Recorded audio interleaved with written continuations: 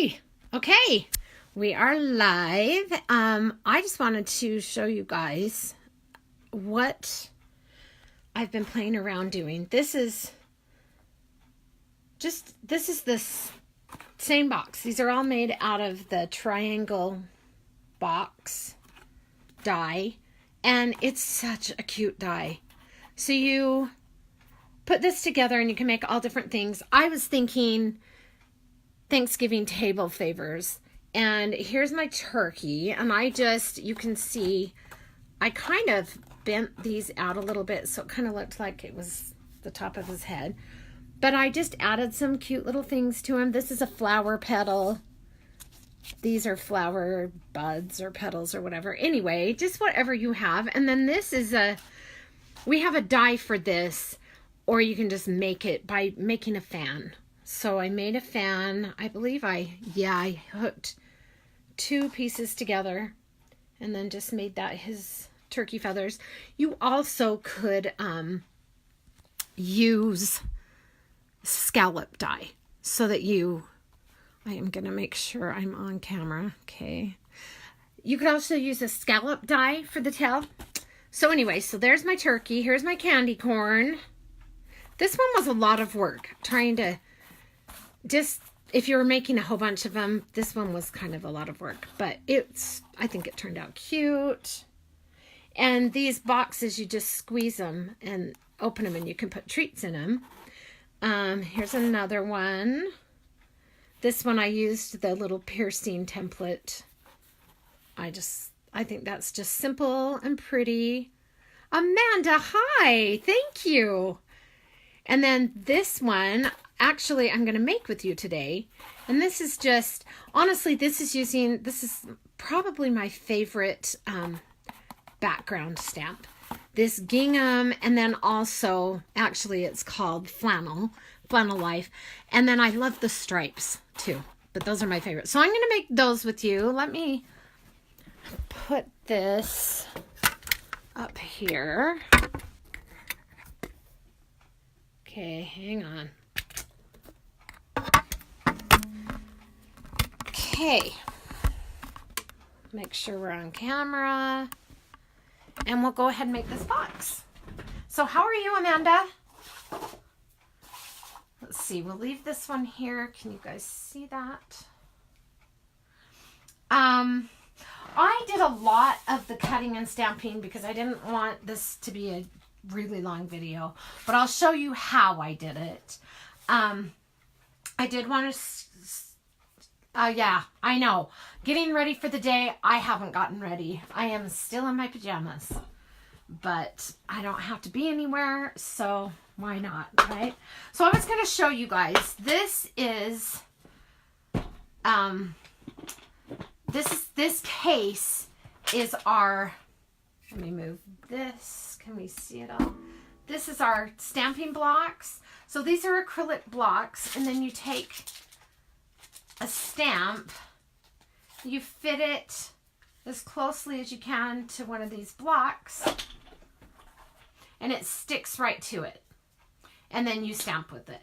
And I was just going to show you this because it's on sale until the end of the month for $99 for this whole thing, which is a great price. So hi, Cindy.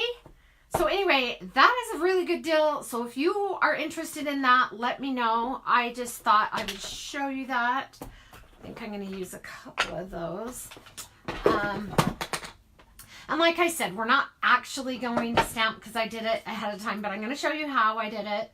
Like I said, this just sticks right on here. I have to say that I am now a stamp snob. I have a hard time using anything that's not deep etched red rubber because it really does give a crisper look. I love it. Anyway, so we're going to use these two stamp sets. Flannel Life, and this one is called, and we're not using this stamp actually. We're using Happy Friendsgiving. Which one did I use? Happy Thanksgiving. Actually, I didn't use that. What did this come from? Choose to be grateful. I think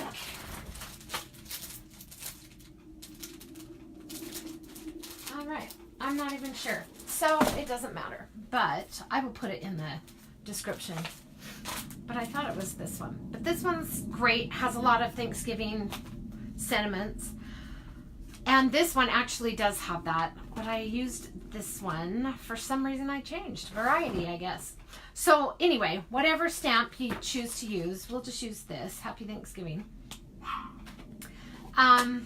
With background stamps, I have learned the way to do it. Hi, Marie. Is what you want to do is with a background stamp, you want to put your ink on the stamp, and then you want to take your paper to the stamp. And I like to put a piece of paper, you can see a piece of paper on top, and then you can just really get that image nice and inked. So that's how I do that. And I used the pumpkin bread ink, and this paper is called Tangerine Fusion, and I just think that looks really good together, those two colors.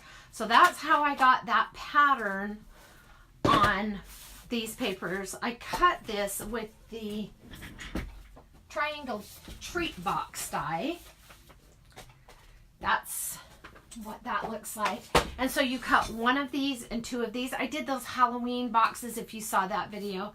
Same die, because I'm kind of obsessed with this die right now. It just makes such cute stuff, and it's so versatile. And so then I stamped onto whipped cream's cardstock, and I used cocoa powder ink, and I stamped my sentiment onto this cute little label. And that one came from a really cute die set that's got a whole bunch of different tags. It is called, what is it called? I should have grabbed that one out for you. Here it is.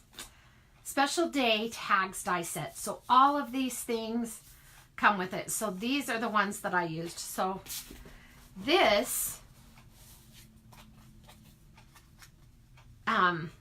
comes with two different sizes so that you can mat it, which is so great. Hi, Kathy. And this is also the same color as the ink pumpkin bread. So that is that. So we are ready to put it together. And honestly, it's just fun. Okay, so this is the best part. So I love it when everything's prepped and I'm ready to go. So I've got some foam squares already on this. So I'm just going to go ahead and pop this up.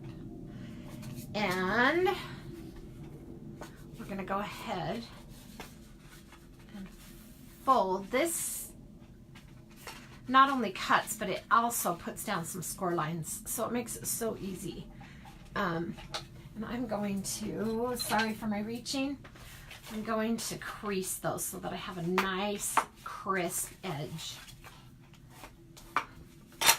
Okay, and then these fold on all three sides.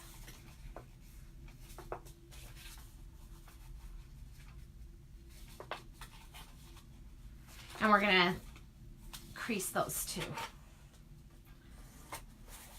So yeah, here I have a day. I really don't have anything that I have to go for. So I haven't left the house and I'm not planning on leaving. So I'm just in my pajamas crafting, and it's great. Okay, so I am almost out of glue, and hopefully I have enough to do this. I really use this glue a lot. Okay, my favorite way to put this together is I like to do the bottom flap first. So, because you have two longer, you can see the triangle. So the bottom of the triangle, and you just line that up along the bottom. And then I always fold it to make sure I get it right to the edge. Because once you get done, the better you do putting it together, the better it just looks in the end. So there's that one. And you can use your crease tool if you want to get that down even better. And then other side, same thing. I just made a bunch of these, so I've got this down to a science. I made a whole bunch of these because I have a breakfast coming up next week, and it's with a bunch of ladies. It's kind of a planning, calendaring meeting. I am in my church. It's a church meeting. I'm in a presidency for the children in our church, in our whole big area. And so we get together once a year with the people that do the youth, the young women, and the women's group. And we just kind of make sure our calendars are all coordinated. And we have a breakfast. And this time, it's our turn.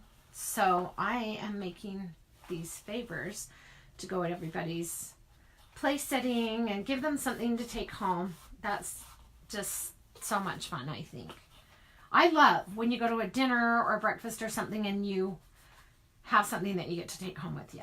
So I figure other people do too. So now my last side, and it does work better if I do both sides at once. And this is where you really want to make sure you get enough glue on that edge. That one popped off a little. This glue really dries fast, but you do have to give it a second. And sometimes I'm too impatient and I hurry it along a little too quickly. So yep, just line that up. The last one is a little more, I don't know, not difficult, because it's really not difficult. Hi, Marie. I need those boxes. Be fun for the girls. Yes, they're so fun. And they're so versatile. You saw I made a turkey out of one. And then here's this kind of sweet, just pretty version. I mean, there's just so many. They're so versatile. And I was thinking you could do any animal, because you could just add ears and faces. You could do a Christmas tree. You could even do two boxes together and do a trunk. I was thinking we've got a treat box. And that would be a cute trunk. And you could just display them together and put things in both. So Christmas tree, or just all by itself. You could do a tent. How cute would that be for like a girls' camp or something like that? I think that would be so fun. So I just think these are so versatile, and they're a good size because you can fit a good amount of stuff in there. But they're big enough that I put some crinkles in them, crinkled paper, because, you know, you could go broke filling that up if you were making a bunch of them. So, and I made a dozen of them, but I just made some kind of like this for a baby shower, and I made 30 of them. So I made a lot of those ones. Okay, so let's see. Let's go ahead and put this on. Grab my foam squares. Hi, Chelsea. A lot of you, I know your names and I've never met you, but I feel like we're friends.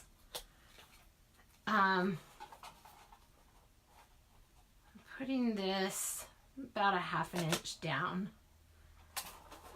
Easy. This is so easy. Okay, now I'm going to show you how to tie the bow. Now, I ran out of this ribbon. Actually, this ribbon is yummy. I just ordered some more because it's really soft and pliable and just adorable. And this is cute. Not as cute as this, but this is what I have. So, and I just got this at Hobby Lobby. But this is Fun Stamper's Journey. Okay, so I'm going to teach you how to tie a bow. And I learned how to tie this bow from Lynn Louche. And it is the coolest thing. One of the coolest things I've learned. So, take it between your thumb and your ring finger. And then you decide. I did a double bow, but you could do triple. You could even do this with a single bow. But if you're doing a double bow, you want to go around twice. Let's see, scissors. I really should have moved all my stuff over closer to me. So let's start over. Ring finger, thumb. Twice around these two fingers. Then that makes a triangle here. So you want to take that down through the triangle. And this is tricky because it's one-sided ribbon. So either you just don't care that one of them is going to be blank, or you can kind of twist it. I'm not going to care because I don't think it matters. So did you see what I did? So I went down this triangle and then I come up through my two fingers, and that creates a loop right here, and you're going to go up away from your wrist through that loop. And whoops. And then just pull the end, pull it up, pull it down, get it nice and tight, and then